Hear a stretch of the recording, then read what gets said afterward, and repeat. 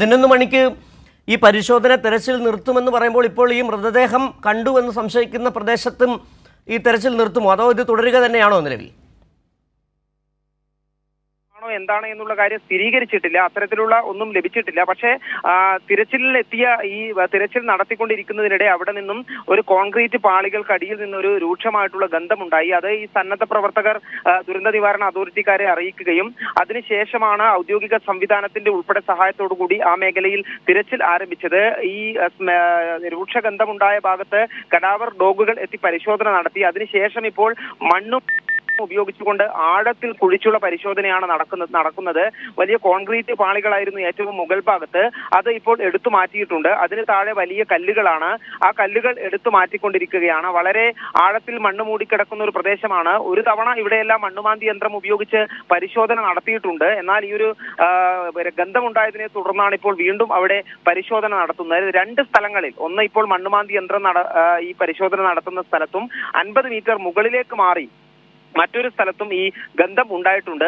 ഏതായാലും നമുക്ക് ഇതുവരെ ലഭിച്ച ഒരു നിർദ്ദേശങ്ങൾ അല്ലെങ്കിൽ തീരുമാനം എന്ന് പറയുന്നത് 11 മണിക്ക് ഈ തിരച്ചിൽ അവസാനിപ്പിക്കാനായിരുന്നു. എന്നാൽ ഇത്തരത്തിലുള്ള ഒരു രൂക്ഷ ഗന്ധമുണ്ടായി എന്ന് പറയുന്ന ഒരു സ്ഥലത്ത് ചിലപ്പോൾ അല്പസമയം കൂടി തിരച്ചിൽ തുടരാനുള്ള സാധ്യതയാണ് കാണുന്നത്. സിജു, സന്തോഷ്, നേരത്തെ ഈ കടാവർ നായ ഈ മൃതദേഹത്തിന്റെ ആ ഒരു ഗന്ധം തിരിച്ചറിഞ്ഞ സ്ഥലത്താണ് ഇപ്പോൾ മണ്ണുമാന്തി യന്ത്രം ഉപയോഗിച്ച് പരിശോധന നടത്തുന്നത്. ഈ രണ്ടാമത്തെ മേഖലയിലെ പരിശോധന, കടാവർ നായ പരിശോധന നടത്തുന്ന സ്ഥലം, ആ ദൃശ്യങ്ങളാണ് ഇപ്പോൾ നമ്മൾ കണ്ടുകൊണ്ടിരിക്കുന്നത്. രണ്ടും പുഞ്ചിരിമട്ടത്തിന് തൊട്ടു താഴെയുള്ള സ്ഥലം. തീർച്ചയായും സിജു, ഇത് ഈ പുഞ്ചിരിമട്ടത്തിനും അതോടൊപ്പം തന്നെ മുണ്ടക്കൈയിലും ഇടയിലുള്ള സ്ഥലമാണ്.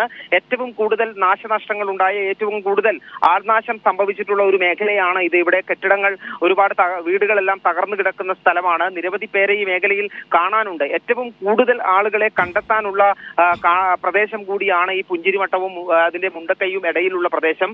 അതുകൊണ്ട് തന്നെയാണ് അവിടെ ഇന്ന് തിരച്ചിലിന് കൂടുതൽ ഒരു പ്രാധാന്യം നൽകിയുള്ള തിരച്ചിലാണ് ഇന്ന് അവിടെ നടക്കുന്നത്.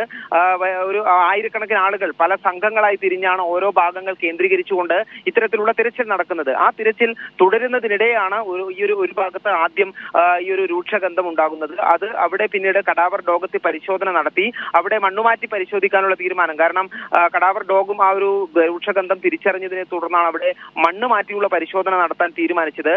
വലിയ ഈ മണ്ണുമാറ്റി യന്ത്രം എത്തിച്ച് മണ്ണുമാറ്റിയുള്ള പരിശോധനയാണ് അവിടെ പുരോഗമിക്കുന്നത്. പക്ഷേ ഇന്നത്തെ തെരച്ചിൽ ഒരുപക്ഷെ വളരെ നിർണായകമാണ്. കാരണം പ്രദേശവാസികൾ, ക്യാമ്പുകളിൽ അടക്കമുള്ള ബന്ധുക്കൾ അടക്കം ഈ പരിശോധനയിൽ ഉണ്ട് എന്നാണ് നമുക്ക് മനസ്സിലാക്കാൻ കഴിയുന്നത്.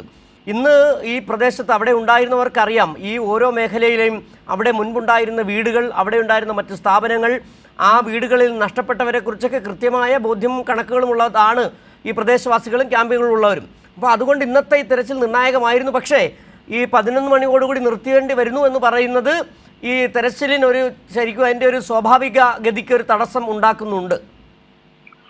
ഇന്നത്തെ തിരച്ചിൽ എന്ന് പറയുന്നത് വളരെ ബൃഹത്തായ ജനകീയ പങ്കാളിത്തത്തോടു കൂടിയുള്ള ഒരു തിരച്ചിലാണ്. അതായത് ഉരുൾപൊട്ടലിന്റെ പ്രഭവ കേന്ദ്രമായ പുഞ്ചിരിമട്ടം മുതൽ താഴേക്ക് ചൂരൽ മല വരെയുള്ള ഭാഗത്ത് ആയിരക്കണക്കിന് ആളുകളാണ് ഇപ്പോൾ ഈ തിരച്ചിലിന്റെ ഭാഗമായി കൊണ്ടിരിക്കുന്നത്.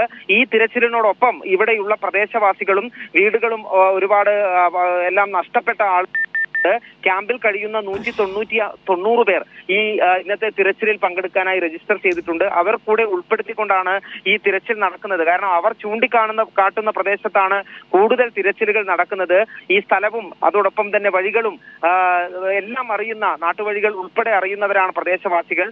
എത്ര വീടുകളുണ്ടെന്നും വീടുകളിൽ നിന്ന് ആരെയൊക്കെ കാണാതായിട്ടുണ്ടെന്നും ഉള്ള കൃത്യമായ വിവരം അവർക്കുണ്ട്. അതുകൊണ്ട് തന്നെയാണ് അങ്ങനെയുള്ള ഈ പ്രദേശവാസികൾ ചൂണ്ടിക്കാണിക്കുന്ന സ്ഥലങ്ങളിൽ കേന്ദ്രീകരിച്ചുകൊണ്ടുള്ള ഒരു പരിശോധന ഇന്ന് നടത്തുന്നത്. മണ്ണുമാന്തി യന്ത്രങ്ങൾ നേരത്തെ പരിശോധന നടത്തിയ സ്ഥലങ്ങളാണെങ്കിലും കുറച്ചുകൂടി മനുഷ്യ സാധ്യമായ രീതിയിലുള്ള പരിശോധനകൾ എന്നുള്ളതാണ് ഇന്ന് ഇപ്പോൾ ഉദ്ദേശിക്കുന്നത്.